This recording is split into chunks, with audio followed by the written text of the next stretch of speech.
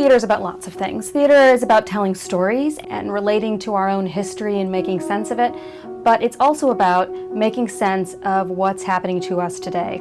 As opposed to just being a reflection, I think it can be an exploration and a commentary on what's going on in our world. Theater in itself is kind of a conservative art form. It doesn't really change very rapidly, and yet it does.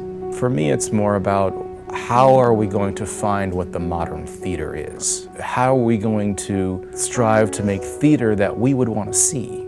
But people also want a chance to engage in a communal way while exploring the events that are happening in our lives currently, looking to explore that. Theater is a different kind of visceral, communal, experiential happening.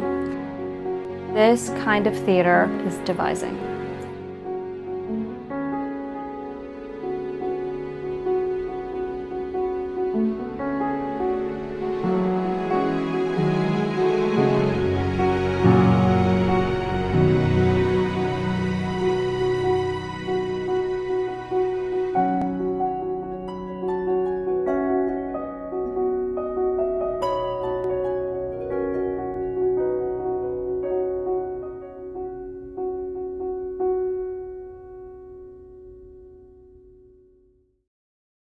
I heard the expression of devising later than I had already been devising. I think that word is relatively new. I actually don't really like that term all that much, but it seems like it's entering the lexicon at a rate where I can't fix it.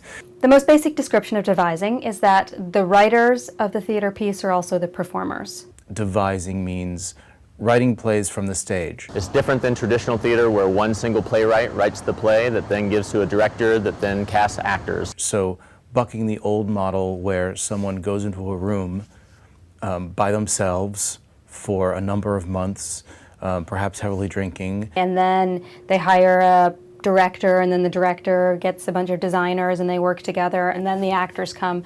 It doesn't work in that pyramid form. When you're working on a traditional piece, you have a set role. You are the director, you are the actor or actress, you are the lighting technician, you are the stage designer, set designer. Whereas in devised theater, it's more of a horizontal structure.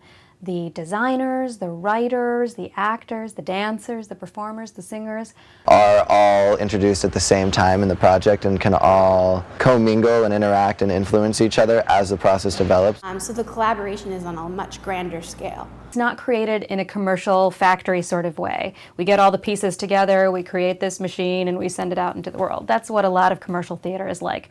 Because I think we're so used to like Broadway and musicals and big budget things, and we're used to spectacle a lot of the times. Like that's what sells. But what we've seen here a lot of the times is it's less, it's minimalist. A group of theater artists who are more theater generalists as opposed to specialists as a playwright or as a director or as an actor. So they take off their specialized hats, they become theater artists, and they collaborate to investigate a question. Using all of the elements of the stage in an interdisciplinary way so that actors become directors, directors become actors, designers get involved, and we all kind of get into the soup together. And they all co-write the piece and then co-perform it. So we might decide that this movement piece is really beautiful, that was created in response to this subject, and then we should find words for it. So we might try these words, and we don't like them, and we might try another set of words. It's a lot different because there's a lot more fluidity to it. You don't just take up a script that somebody else has written and perform that script. There's no script that you work off of. It's material that you create yourself, and it's collaboratively created. That means that we are interested in narrative, for one. We're interested in story. We're just not starting with the story. The words aren't the most important thing, right? What's important is the idea. There's nothing more than an idea when you start. It's basically just something. And it could turn into a show and it could not. And usually that has to do with an element of social justice. So they see a problem of social justice and they begin to respond to it theatrically and try to open it up and explore it. You come up with a concept or a starting off point. Ours was the American family. You begin to research that, and then you begin to explore movement and the combination of the two to weave a story. And it's not going to be a linear story necessarily from a beginning to a middle to an end. and work to strive for new theatrical form, for new ways of expressing that are uniquely theatrical. And it's all on a horizontal level rather than a hierarchy. I kind of like to think of it as a buffet where everyone brings their own dish to the table, you know, and your final plate, your final meal is a little bit of everybody's contribution. Like a potluck dinner. Potluck dinner. Potluck dinner. So anyway, when Dawn introduced us, I curtsied. I don't know why, but I curtsied. She was so in awe with my physique, she didn't know what to do. We went to see Heaven Can Wait in Parsippany, and then we went to the IHOP. No, we weren't Parsippany. We were in Union. It was definitely Parsippany. The IHOP's right there. No, you're wrong. I took 4 girls to see Heaven Can Wait in Union. You were the last one. Trust me, I know it was Union. Okay, fine, but you're wrong. And that night, we had our first romantic kiss outside your mom's house. And then the next day, your father sent me flowers for my birthday. And that was it. That was it. We were in love. Devising can have as many different styles as regular traditional theater can. So it all depends on the style of the company of devisers. They dictate for their piece what style will best communicate their message to an audience. So a devised piece can be absolute realistic, or it can be absurdist, or it can be expressionistic, or it can involve elements of all those different styles. Realism and naturalism is a late 19th century development. There was a lot of theater before then, and there's been a lot of theater after then that has been different. Experimental theater has been around, of course, forever, for generations and generations, and they called it something else in the 60s. And in the 60s, they really turned that whole model on its head. They didn't care about narrative or story at all. What they wanted to do was just be an event. So I think devising is really important because it's where the future of theater is heading.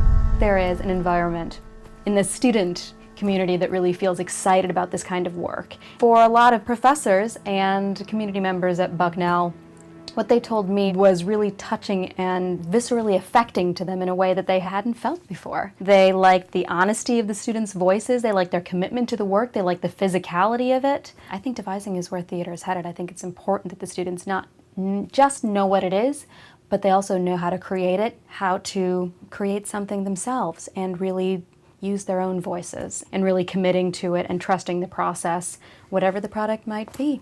Devising seems to imply some kind of end result, some kind of end result of what the theater is like in the end. This is not a process for people who know what the end result is going to be. If you already know what the answer is, if you know what the end is, then you can't do this kind of work. You know, you kind of figure out your goal as you go along and what the shape of the piece is, and that's really exciting. As actors in America, in most theater schools, you are taught to be the center. You are taught to attract attention. You are taught to use your emotional life to illustrate the story. Your body, your image, yourself, that's what you're trying to sell. In the traditional American system, it's all about going to the auditions and trying to get people to hire you. So you're always kind of in this place where you're struggling with ego, trying to be the best and creating, the best view of yourself. So you get trapped in that. So you are asked to drop all of that and allow the other elements of the stage to stand alone, and for you as an actor to support them.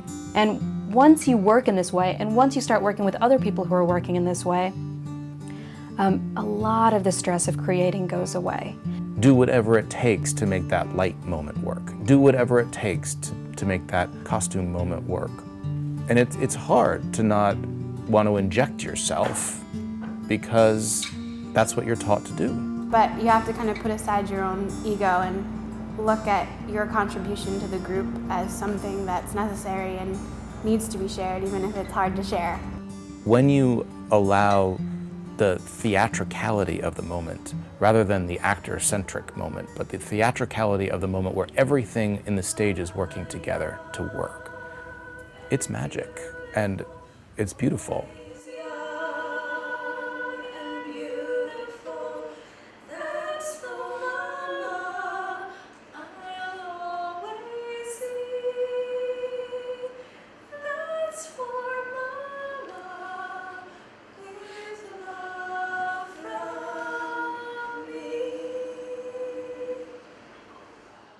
There was a woman named Mary Overly who illustrated how she was developing her work through something called 6 viewpoints.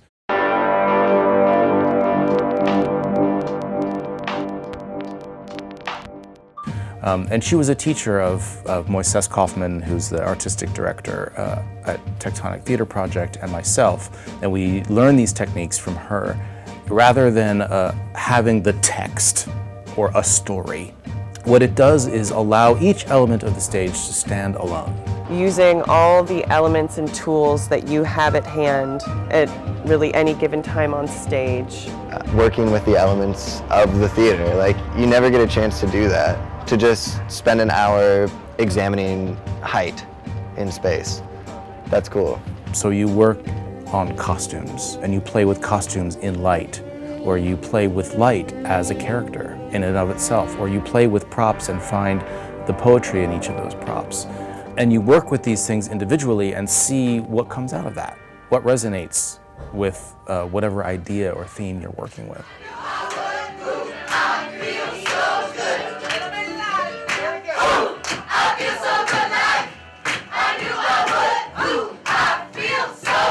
The basis of this program is learning Tectonic's moment work. Moment work is a technique developed over time by the members of Tectonic Theater Project to explore theatrical form in a space. It's taking theater, breaking it down into its most basic parts, and then taking those parts, exploring with them to create new moments to see on stage that haven't been done before. At its fundamental level, it is a technique for theatrical exploration.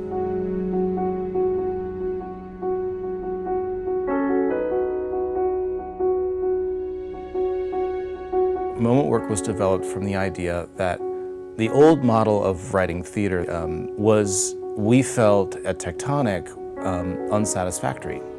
We felt like it bred a kind of naturalism or realism that TV or film was better master at, and also wasn't particularly interesting to us as furthering the story of what theater can do. Moment work is defined, I think in the Laramie Project, as a unit of theatrical time. So it could be anything.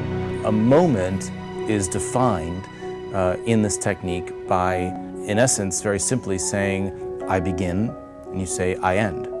And between I begin and I end, they're like bookends. Something happens, and whatever happens in between those bookends is the moment. And then Andy was the first one to start it, and so he said, okay, so I'm gonna do a moment. I'm gonna go on stage and I'm gonna say, so he went, I begin, and then he kind of went, and then he went, I end. Like, that's a moment. That could be a moment, you know? Those moments can be very simple, or they can be very complicated. And when you first start out, it's good to make them very simple. Your moment doesn't need necessarily preparation because your moment is the exploration of it, and that can be you know, an improvised, unique event that happens that's unplanned, and sometimes those make some of the best moments. Or your moment can be, you know, highly planned with a lot of details and sequencing put into it. But eventually what you find is each moment has to have dynamic change. Right? Something in the moment has to happen that is surprising or different or has to further whatever story is inside that moment. They can be layered or with other moments or with other images or sound or other things, elements that you found.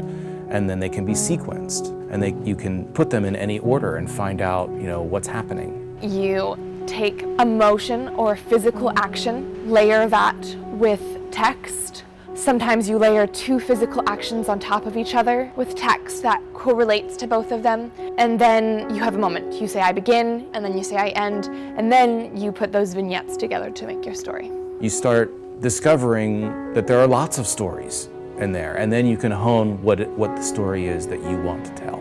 As far as moment work goes, it sort of made me interested in directing more, because last year at our intensive we got to kind of design and create our own moments, and that was something that I had never really been able to do before. It was very much about editing and watching what someone had made with kind of this eye of what does this moment right here want, or what does this form really want, you know? Moment work, which has given me confidence as an artist, you know, in all these different ways.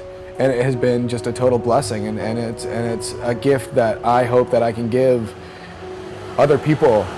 And that basic thinking to more grand scheme thinking is so effectual in almost any type of theater that you can do. It can broaden your horizons and create new ideas all the time.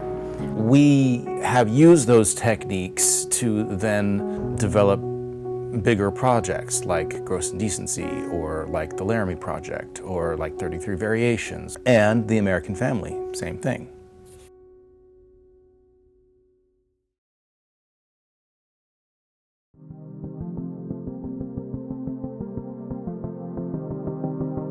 It all started when Anjali gave me a call and said that Bucknell was interested in putting theater on the map, and she was interested in researching Devising more and wanted to know about a professional company that we might involve. So after she called me, I contacted Tectonic Theater Project, specifically Andy Paris, and the three of us started to talk about how and what this first pilot moment workshop might look like. I felt like the students, as well as Rich and Anjali, really gave all of themselves to the Moment Work Intensive. There were a couple of people who auditioned who are excellent actors, excellent performers, but they weren't able to fight for their ideas at this particular point in their life in the audition. They were more comfortable with following what other people had to say and not really voicing their opinions, and we knew that that wasn't right for the program. We cast the people that put forward their ideas and weren't afraid to fight for them. What had happened during the intensive was a little kernel of a piece started to form. And I saw it sort of happening, and it wasn't necessarily the goal of the workshop to have a performance per se. But when I saw these interrelated parts of something forming, we all decided that it would be great to actually make a little show. It's really thrilling to watch the trainings. I've trained them all in Viewpoints and all in Suzuki, and most of them in Devising, and it's really thrilling to watch them take that training and apply it to not only creating a new piece, but I've also been really impressed with the difficult questions that they ask. And I was really thankful for that, because it makes something, it's not just a teaching job, it's a, hey, we've created something really special job.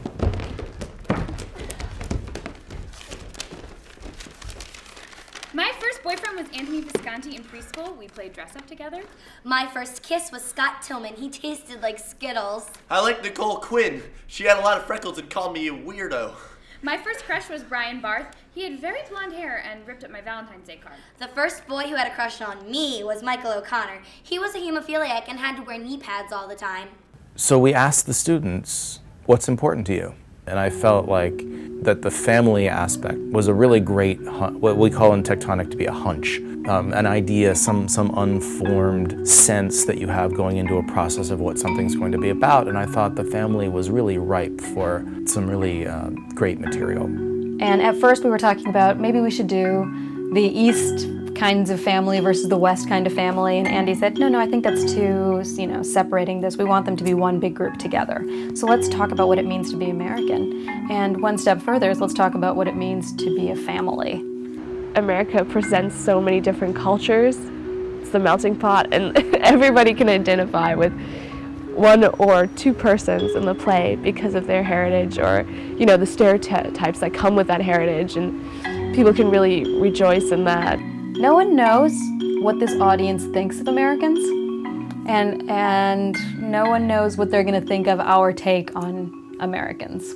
We had talked a lot about what is the American stereotype. And by the end of this process, we realized that the stereotype can be upheld and demolished according to family. You know, there is no normal American family. And I think that's one of the messages that we're trying to get across, that what you might think is true about an American family is not necessarily always true. The American family, which seems so specific because we say the American family, doesn't mean it's just the American family. It's very universal. So we all, along with the students, kind of decided that the theme that they were going to end up working with was family. I'm from Aberdeen, Washington, which has a population of 14,000 people. It's a small logging town on the West Coast. It doesn't have the most vibrant gay scene. I actually didn't meet another openly gay person until I moved away for college. I love my family, but things take time, and they're learning. My parents are learning. My grandparents are learning. I'm learning. And things are changing. Hopefully by the time I'm a grandpa, my grandkids will think that all of my worries are completely unbelievable. Well, originally the idea was to create it and perform it at Bucknell and then perform it at Western, and then we just started thinking a little bigger, and Anjali and Hutch had the idea of taking it to the Edinburg Festival because they were interested in bringing a show here. So this idea of investigating the American family and then bringing that over to Scotland and sharing our exploration with people outside of America became pretty interesting. We were working, Rich and Anjali and Mark Hutchinson, who is the technical director and designer of this piece, along with Sarah Martin, who also was very important in the design of this piece. We all met to set ourselves up for jumping in and having an idea of what will happen, and hope that we can adapt along the way enough to create a show. We put together our own moments east at Bucknell and west at Western Washington, and we would, through the internet, we would show each other our stuff. You know, we did a lot of recording of the moments, video recordings, and sending them off, and you know, they'd watch it and send things back, and it was an interesting way of working. To develop a show on two different coasts by way of the internet. And I would see the little moments that they were doing, and they were sending each other moments by YouTube and over Skype, and which was, I just thought, a terrific way of working. I just thought it was so interesting. I think Scotland's going to be a lot of hard work. We're only there for 2 weeks, and not only do we need to rehearse and put together an entire show, we're also performing an entire show that we don't really know what it's going to look like until we all get together and get in the same space. I have no idea what it's going to look like. And nobody involved knows what it's going to look like. Andy doesn't know, the students don't know, nobody knows what it's going to be like when it comes together. And that's a little crazy. So it was a big leap of faith from everybody, because we were really about to take the ingredients for soup and throw it all in the soup and hope that it becomes soup and not a watery mess. I can't believe this is our last meeting before we go to Scotland. The next time we all are together is going to be overseas. Overseas. Oh boy. So this is where I say, see you in Scotland. Woo! Gracious. All right. Here we go.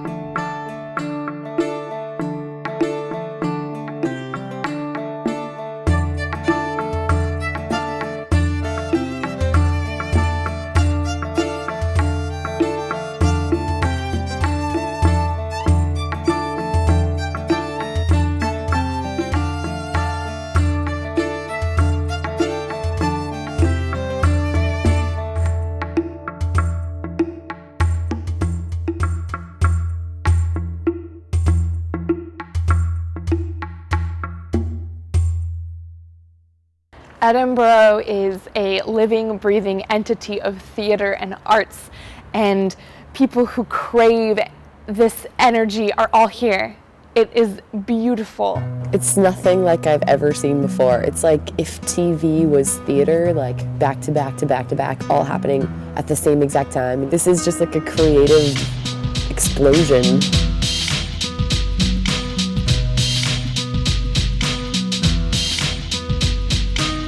This place only exists in fantasy world. This place doesn't even seem like reality. There's hundreds and hundreds of theater companies here that have all created shows independently, and they're putting them up and they're doing it, and it's like, wow, this is happening everywhere. Like, there's a lot of people that do this. How many people are here celebrating theater? You know, over in America, it's getting cut left and right, but over here, it's being completely celebrated. It's great. It's great to be in an area, in a community of people who just love doing this. As a person who has struggled and struggled and struggled to figure out how do I get bodies into seats without compromising the integrity of what I want to make, and I feel like right now, this is the perfect scenario where everyone is having the time of their lives. They're having so much fun. It's crazy. The theatrical environment of the Fringe Festival is crazy. There are so many things going on. The only way I can describe the theatrical environment here right now is chaotic. In all the best senses of chaos. I've never ever seen this much theater in my life, ever. And it got to the point where today, I kind of had to take a break. There are like 21,000 shows going on during this month. And even if you tried to see everything, if you spent every hour of every day seeing shows, you'd still not even see like 20% of them. You can quite literally do anything here. I've seen life-changing theater, and theater that I don't get at home as much as I would like. Especially there's so much devised theater here, and I've never been somewhere where devised theater is so prevalent. I've been really interested in seeing devised pieces, physical theater, abstract theater. The types of theater that I've seen, most of, is devised and physical theater. If you want to see devised pieces, I mean, I'm like in devised piece heaven right now. I've seen a lot of devised pieces. I feel like that's more normal here to have devised pieces. I guess that's just what the festival is all about. If you can't afford it though, please support street theatre and keep me on the streets where I belong. Yeah, people, if you want international acts, I'm from Edinburgh, but if you want international acts coming back here every year, please support it, yeah? Ladies and gentlemen, my name is Sue Scott. Thank you for watching the show. Thank you. The Royal Mile is stuffed with people every day, flyering and doing like street performances, and it's not a competition though. It's more of a community of people. Just about sharing your craft, sharing your art, sharing what you've worked on. Well, the first question I just keep asking people is, what is your process? Like, how do you guys do what you do? You know, I want to know when they create things, how they do it. Do they have a director? Do they do it together? Most of the people here are our age. They're college students, and it just makes you feel safe and inspired. It pushes you to take pride in your work. You got to keep things in perspective a little bit, that you're putting a show on at the Fringe Festival. Performing for an international audience, I'm so excited to perform in an international setting where important people in the industry are also performing in this festival, and it's like, wow. I also like the ways they try to get everybody to meet everybody. It's good for audiences, but I think it's great for theater artists. You get to experience what other people are doing all over the world, and you get to share ideas about how you're going through your process, what you're interested in the theater, and I think that's really a wonderful, fertile way of furthering the art of theater.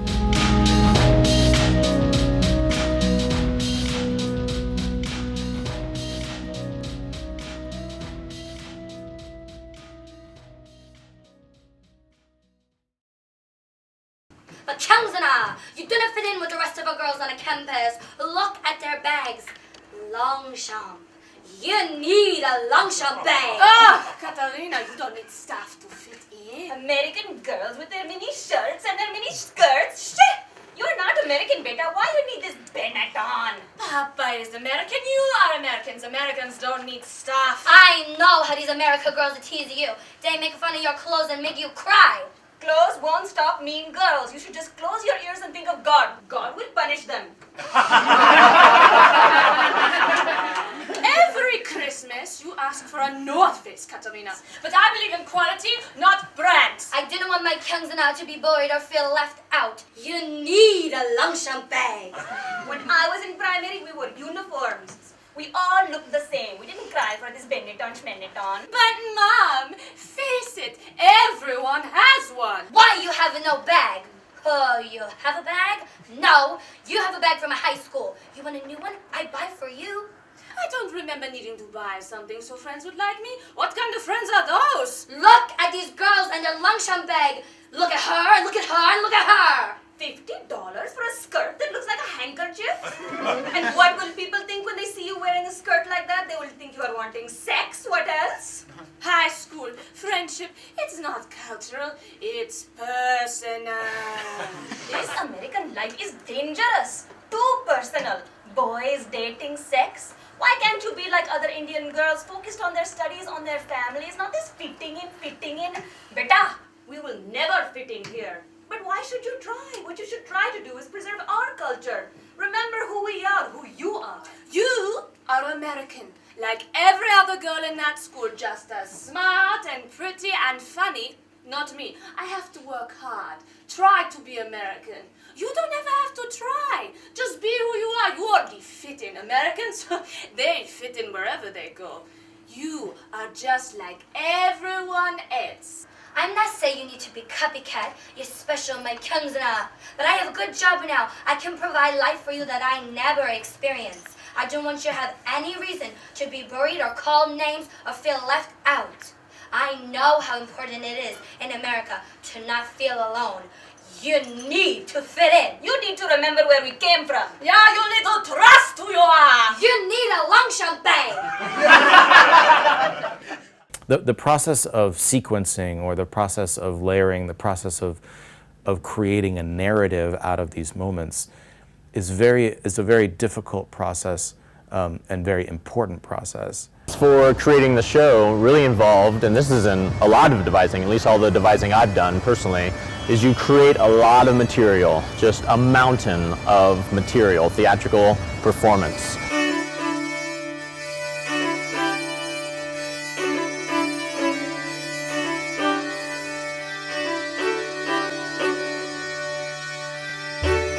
And from there, you start to look for the connections, the structural through lines, and you start to pare it down. So I always use this metaphor of the idea of you want to create a mountain of material and hope that there was a coal in there somewhere, that then the pressure of all the material you've made will turn that into a diamond.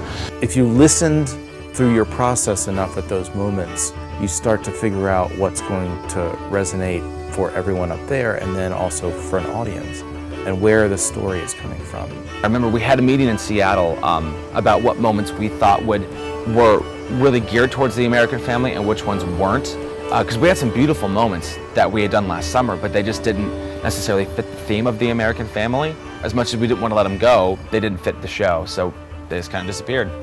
So we've cut probably 90% of the stuff that we've made. We just cut 2 more moments, yesterday. And here we are at the end. Oh my God, there's so many. There's so many moments that did not make it in that were fantastic, but just not right. Just totally not right for the show. If it doesn't fit, it's out.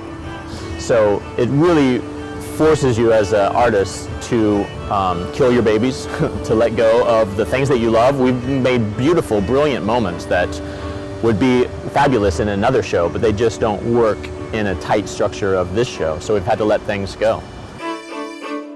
It's always hard to kill your babies, per se. I mean, let go of parts of the show. But in the end, you know that it wasn't meant to be in that show. I think that what you find is that there are certain moments that have resonated with the group, and you listen for that. The magical moments where everyone goes, oh my God, what just happened? And those are the moments that you try to keep and collect and figure out how they can go together. So I'm glad it didn't work out with him. Because I already suffered for you. I already paved the road for you. I already paid the price for you.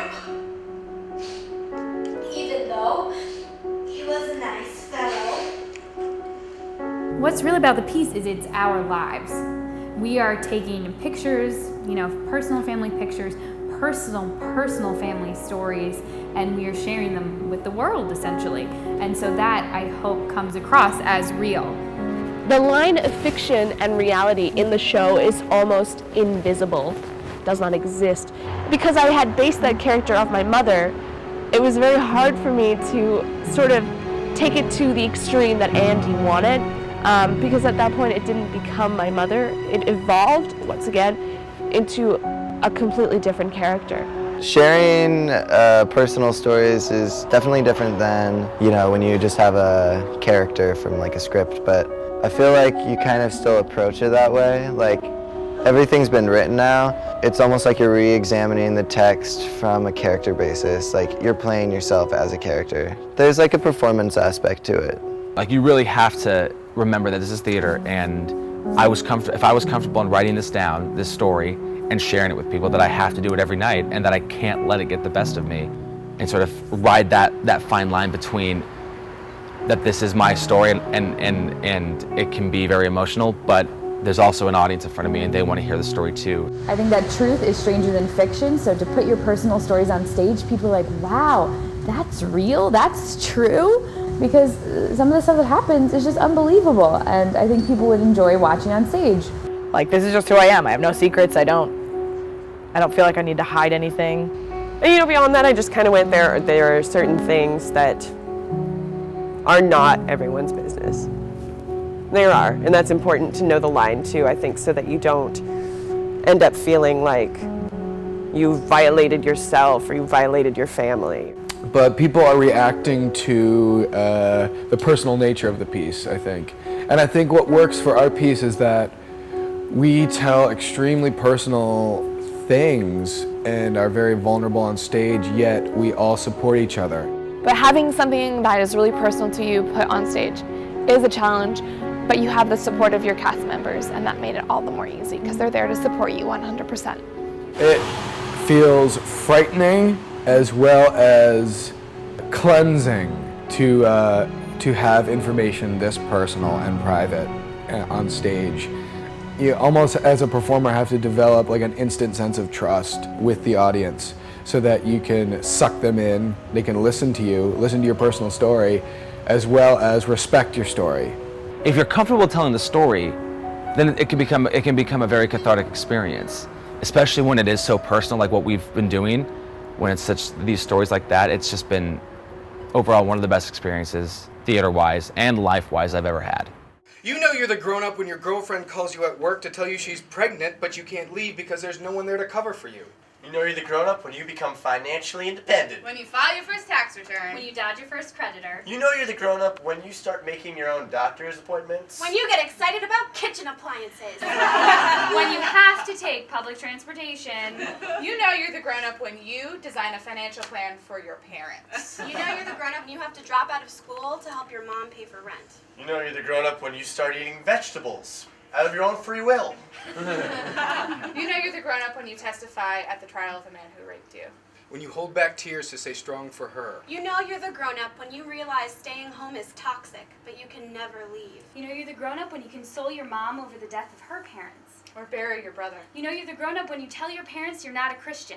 When you have to tell your best friend's mom that her daughter was just put into a psych ward. When you cry over a movie about middle age because the possibility of getting older is actually real. You know you're the grown-up when your imagination begins to fail you. You know you're the grown-up when you do all the mind-numbing tasks it takes to simply maintain one's life in civilization.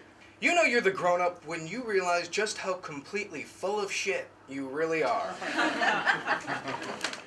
I think it's a great show. I think everyone worked so hard. I think they really brought it. And I think it's a tribute to the ensemble and a tribute to Bucknell and Western Washington to create such wonderful performers and generous performers. This experience has really taught me the importance of the theater company and devising, to the point where I'm seriously considering going back to school to study devising, get an MFA in that, because I do think I want to do this with my life. This is the kind of theater I really like to do. I love doing musicals and I love doing straight plays and I love theater in general, but this process in which you get to be like co-writer, co-director, co-actor, co-designer, when you're basically helping with everything, it's the most collaborative and I think genuine theater making that there is. I know that if I am going to be an artistic director or make my own company or something, it is going to be an ensemble-based, devised work, because that is what most excites me and most touches me and, you know, feeds my soul. My opinion of theater, it's been validated that devising and that creating your own work and that ensemble pieces can be so effective. Now that I know that there are so many people doing the same thing that I want to do, I feel like I'm in a bigger community than I even thought was possible. Here I see that theater is important to people and that it is by no means a dying art. And I'm going to take that confidence with me back to Seattle. You're not going to know till you try it. And I say that theatrically, as a human, everything. I mean, you're not going to know till you try it. You're not going to know if waving a wand around that has a ribbon attached to it looks good until you try it. I mean, it's just, you have to trust that if you don't actually jump in and do it, nothing's going to happen. I think you learn the most when you push yourself out of your comfort zone. And learning moment work, putting together a show that we created from our own lives, pushed me out of my comfort zone. We want to see people revolutionizing theater. We want to see, if you're not pushing any art form, you know, if you're not doing the weirdest absolute thing you can, then you're not testing the boundaries and making it go further, you know. Especially with the devised theater, you know, I had no idea like the amount of people who were doing this type of work and who were really excited about this type of work. So I feel like my possibilities have expanded. I feel like I could go to another country and like get a company together and do stuff, which is really cool. And what's great about this theater making is that if there's a story, if there's something that you think might make a great idea, all you have to do is get a group of people together and start working on it. And it's as little as that. And a couple of us people from East West Project are starting a theater company together called Blood Ensemble, using a lot of the training we got from this process, actually, kind of our theme and idea. Anyone who loves devised theater, I think we all feel a large responsibility to make it happen and to present it to the world and sort of make it accessible to people, even if accessible just means that they know about it and they know how great it is and what a joy it is to watch. So I want to go back, and I, you know, at some point would really like to get together with maybe this group of people, maybe a completely different group of people, and just keep making theater.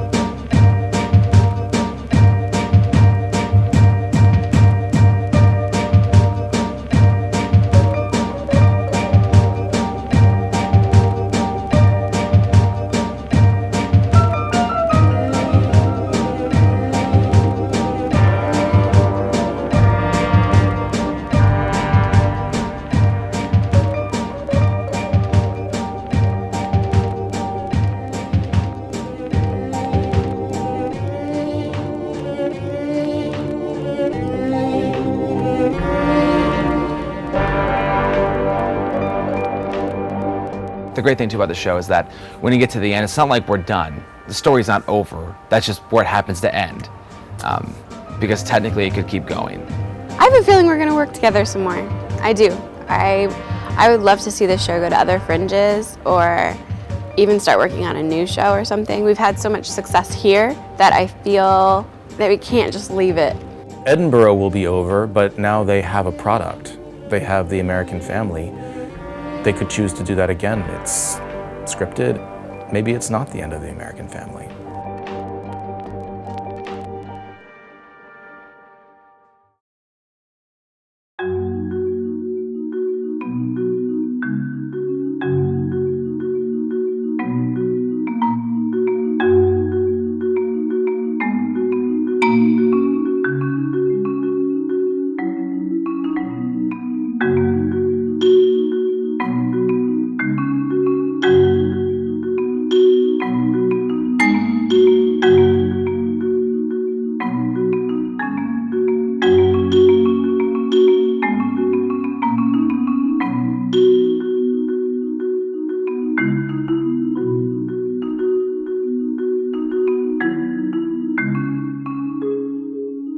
you.